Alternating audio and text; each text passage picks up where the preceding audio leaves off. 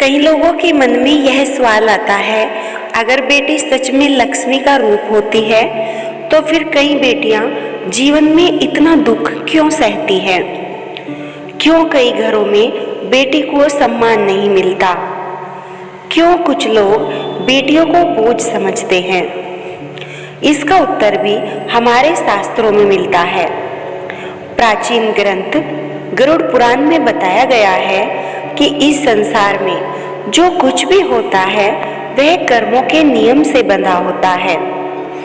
गरुड़ पुराण के अनुसार हर आत्मा अपने पिछले जन्म के कर्मों का फल लेकर जन्म लेती है। कभी कभी ऐसा होता है कि आत्मा को अपने कुछ पुराने कर्मों का फल भुगतना होता है।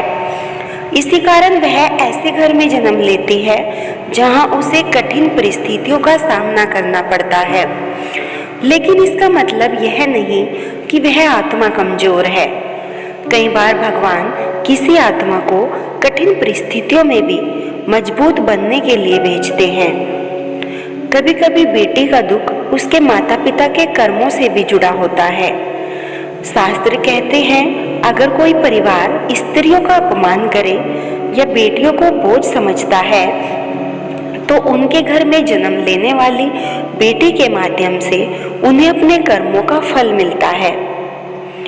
ऐसी स्थिति में बेटी उस परिवार के लिए एक परीक्षा बन जाती है।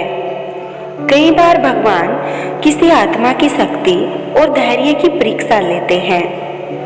इतिहास और धर्म ग्रंथों में ऐसी कई स्त्रियों का वर्णन मिलता है जिन्होंने जीवन में बहुत दुख झेले, लेकिन अंत में वही स्त्रियां सबसे महान बन गई। गरुड़ पुराण तो यह भी कहता है, इस संसार में कोई भी दुख हमेशा के लिए नहीं रहता।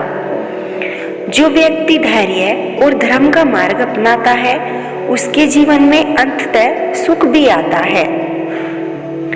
इसलिए अगर किसी बेटी के जीवन में कोई कठिनाई है तो उसे यह नहीं समझना चाहिए कि भगवान उससे दूर हैं।